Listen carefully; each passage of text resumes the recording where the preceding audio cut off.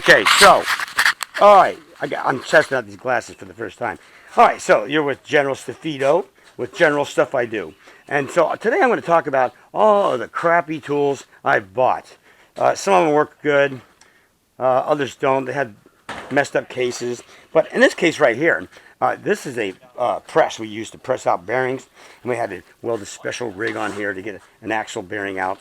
But the thing that got me about this particular press is, here is the original jack. Well, that jack blew the seals in the middle of a press job. So we had to go get a replacement. And this thing's like $39.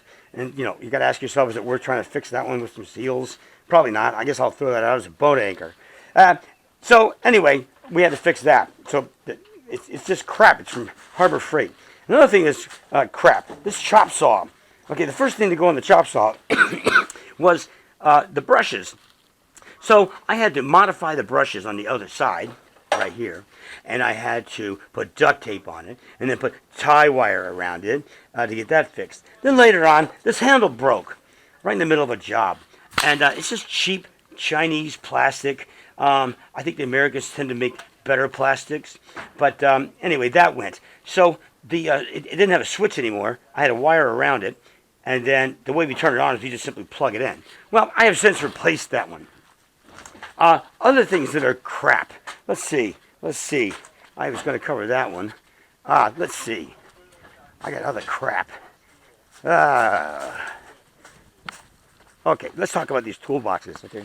So, these toolboxes. I went out and bought, I got so tired of having crappy toolboxes that I went out and got different brands just to test them and beat them up. So, here's a RIDGID right here. Now, this RIDGID, it's got nice handles there. Nice handles there. This thing's been holding up pretty good. The handle still works. And here's a DEWALT. And what I don't like about some of these toolboxes is they have these crappy latches. Okay, this thing just falls off. Now, this one's gone. We don't know where that one went. Another thing is crappy. Okay, well, this one is actually good. This sliding handle works. But that one had a sliding handle. That's made by Husky. And that thing just fell off and fell into pieces. The clamps are still good on this one. This particular DEWALT case, that's the same as that one. It's a pretty rugged one. I would recommend to get these. These latches are good.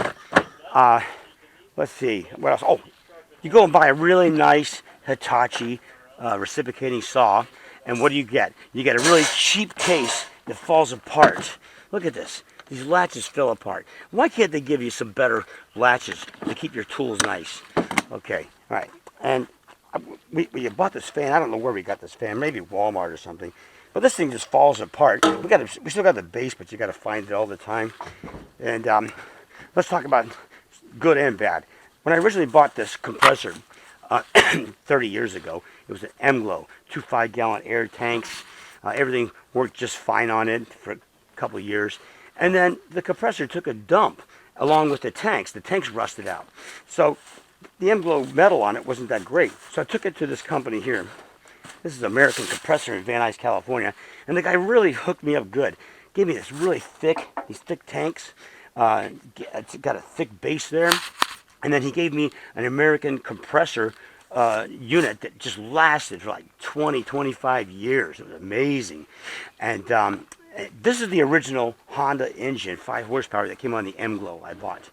And it still works. It's like a one pull. It's amazing. Just goes and goes and goes. Now, to replace the American compressor that was on here, I went to Harbor Freight and I got this thing. And look at this. It's just crap. Look, this just fell apart. So I used duct tape and tie wire to put that back on. And as it runs, it falls apart. Now, this is a Honda gas tank here. And so something fell on it and dented it. And we got to keep the gas cap on. It doesn't lock anymore. So we take some duct tape, you put it across there, and it's as good as new. Or I can go get a replacement. Hey there, how you doing? Is that my ball? Okay, let's go back here. Let's look at some more stuff. Now I got to tell you, this wagon, I think we picked this wagon up at maybe Tractor Supply, or maybe we got it at Home Depot. But this wagon's been really good, except for him. Yeah, him, the Maligator. Maligator chewed up a tire. I think it was this one right here. Yeah, he flattened them. Let's see, black, gray. No, that's the replacement. And I'm telling you, man, he just bit right into it and the air just went rushing out. Now, here's a brand new tile saw we picked up. This is a Diamondback. So far, this thing's really killer. It's got a laser on it. It's got a separate pump switch for it when you turn it on.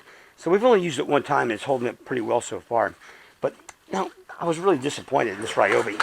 This is the Ryobi. Right there. This Ryobi chop saw here. It was doing pretty damn good. It's also got a laser on it. It's got really nice features. But the handle broke on it on regular use. And so we put a stick across here to support it. Look at this. And we put duct tape on it because you're in the middle of a job and you can't leave. You're going to lose money. And we've been using it like that since. And I'm about to get another secondary saw to back that one up. Now here's something else. This is made by Graco. This is an airless paint sprayer. Sometimes you get out to the job and it just doesn't work. It's not kicking in. So then you got to race off down to the Blows or Home Dipstick and go pick up another one. And these things aren't cheap. They're like $200. Actually, that's pretty cheap by today's standards. But, you know, you got to go buy another one. So I got like 3 dead paint sprayers. And then we went and got this Magnum 7 at one time. And I think there might be something wrong with that one. Not sure. And then something else is crap. That small, rigid vacuum cleaner. We got some moisture in there, probably from sucking up some water. And it's a wet dry vac. It's supposed to take this stuff. But anyway, moisture got into the bearings, and when you turn that thing on, it is loud. Now, originally it was quieter, but now it's just gone to crap. And this is another tile saw. That's a replacement there from 2 other tile saws ago. I don't know where the other ones went. Probably in the tile saw grave. But anyway, I thought I'd share crappy tools with you. And believe me, I got a lot more. Oh, hey, let's check this out. I got a big-ass drill. This is RIDGID. And this is what I'm talking about. You get a nice quality drill like RIDGID, right? And look what they give you. Look at this. Crap. Why can't they give you decent clips? Look at this. So you can't even really use this. It's separate now. And anyway, yeah, so I'm General STUFIDO. This is general stuff I do. If you like what you see, hit the subscribe button and also hit that like button. Anyway, we'll see you next time.